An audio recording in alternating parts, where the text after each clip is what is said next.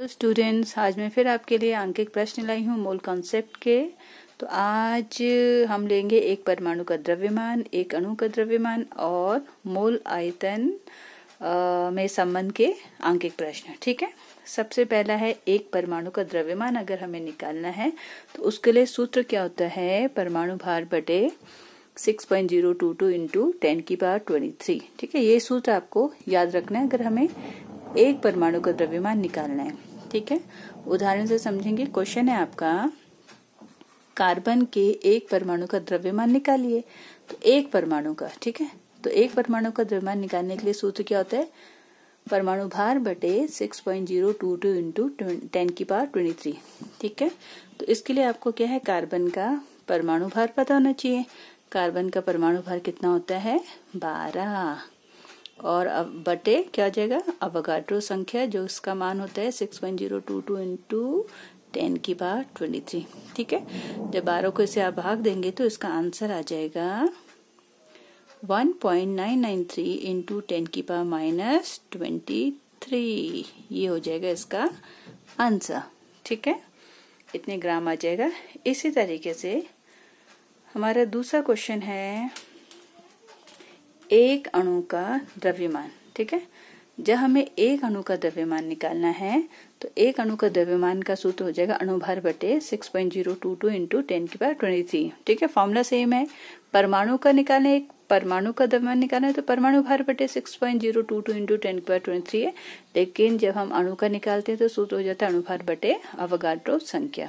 ठीक है, उदाहरण देखेंगे। क्वेश्चन है CO2 के एक अणु का द्रव्यमान ज्ञात कीजिए। तो एक अणु का द्रव्यमान निकालना है, सूत्र हमें पता है अणुभार बटे अवोगाड्रो संख्या। ठीक है, तो CO2 का जो है अणुभार कितना हो जाएगा, कार्बन का कितना होता है 12 प्लस ऑक्सीजन के कितने हैं, 2 परमाणु हैं, 2 गुणा गए ऑक्सीजन का कितना होता है परमाणु भार 16। ठीक है, तो ये कितना हो जाएगा, ये आपका जब इसको निकालेंगे 12, नीचे हमारे यही रहेगा 6.022 इंटू 10⁻23। ठीक है, तो 12 प्लस 16 दूनी 32 बटे अवोगाड्रो संख्या जो है 6.022 इंटू 10⁻23। वैसे हमने बहुत सारे इसके CO2 के बहुत बार भी निकाल रखे हैं। अणुभार कितना हो जाएगा, इस दोनों को जोड़ेंगे 44। ठीक है, बटे 6.022 इंटू 10⁻23। जब आप 44 को इससे भाग करेंगे तो इसका आंसर आएगा 7.31 इंटू 10⁻23 ग्राम। ठीक है, इस तरीके से एक अणु का द्रव्यमान और एक परमाणु का द्रव्यमान हमने निकाल लिया है। अब हम करेंगे मोल आयतन में संबंध।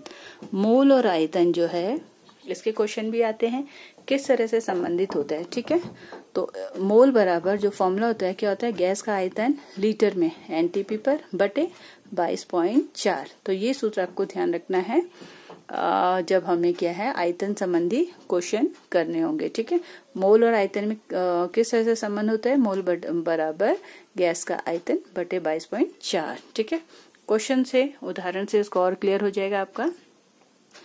पहला है 10 मोल हाइड्रोजन गैस का NTP पर आयतन ज्ञात कीजिए।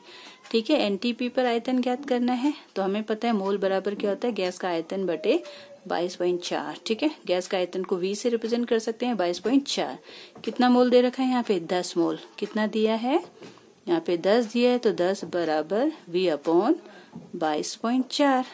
तो आयतन कितना हो जाएगा, 22.4 जो है इससे मल्टीप्लाई हो जाएगा। ठीक है, 22.4 मल्टीप्लाई बाई 10 तो कितना आ जाएगा, 244 लीटर।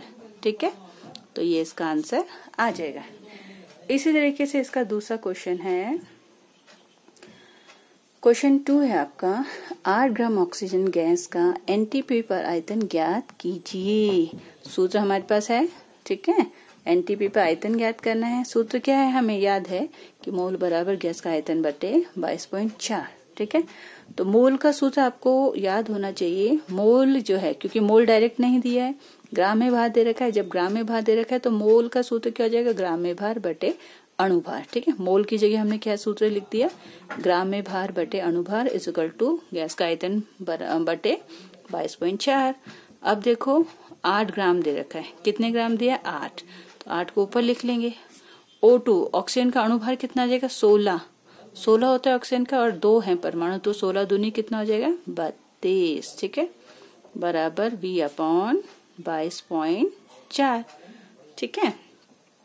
तो क्रॉस मल्टीप्लिकेशन हो जाती है, ठीक है, तो ये हो जाएगा V × 32 बराबर 22.4 मल्टीप्लाई बाय 8, तो आयतन कितना हो जाएगा 22.4 मल्टीप्लाई A बटे क्या है 32, ठीक है। इसको जब आप 4 से 32, 4 से इसको जब आप डिवाइड करेंगे, किसको 22.4 को जब आप 4 से डिवाइड करेंगे तो it will come out 5.6 litre, ठीक है। तो इस तरह से हमने आज के क्वेश्चन में क्या क्या सीखा इस वीडियो में। एक तो एक परमाणु का भार निकालना सीखा हमने, ठीक है, एक परमाणु का द्रव्यमान निकालना सीखा, इसके अलावा एक अणु का द्रव्यमान निकालना सीखा, और साथ में क्या है मोल आयतन में से संबंधित क्या है हमने आंकिक प्रश्न करने सीखे।